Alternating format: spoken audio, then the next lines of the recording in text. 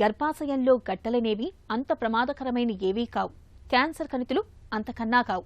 కాకపోతే ఈ కణితుల పరిమాణం పెరుగుతున్న కొద్దీ నెలసరిలో చిక్కులు పెరుగుతూ ఉంటాయి.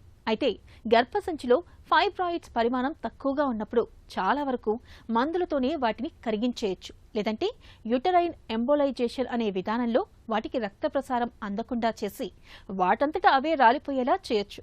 పరిమాణం మరీ పెద్దగా ఉన్నప్పుడు లాప్రోస్కోపీ లేదా ఓపెన్ సర్జరీ చేయడం ద్వారా వాటిని చాలా తేలికగానే తొలగించవచ్చు.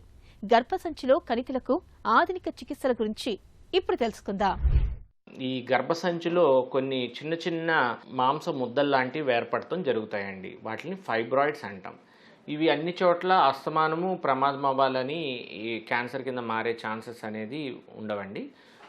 సో కొన్ని మాత్రమే మనకి ప్రమాదకరం అవుతాయి.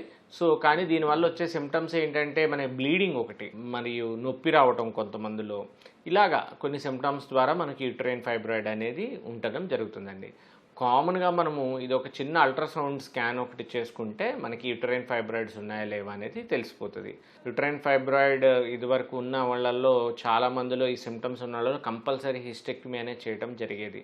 ఇప్పుడు కొత్తగా మనకి యూటరైన్ ఆర్టరీ ఫైబ్రాయిడ్ ఎంబోలైజేషన్ అంటాం, యుఏఈ అంటాం ఈ ప్రొసీజర్ని.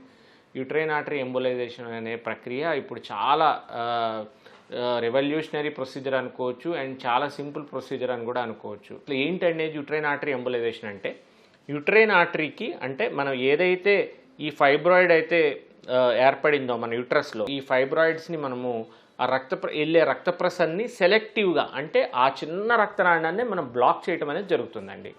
ఎలా బ్లాక్ చేస్తాము? కొన్ని ప్రత్యేకమైన పదార్థాలు ఉంటాయి, లైక్ గ్లూ కానీ లేకపోతే పీవీఏ పార్టికల్స్ అని. ఈ పార్టికల్స్ వేసి మనము ఆ సెలెక్టివ్గా ఆ రక్తనాళాన్ని మాత్రమే బ్లాక్ చేస్తాం. సో ఆబ్వియస్గా రక్త ప్రసరణ ఆగిపోతే ఏమవుతుంది?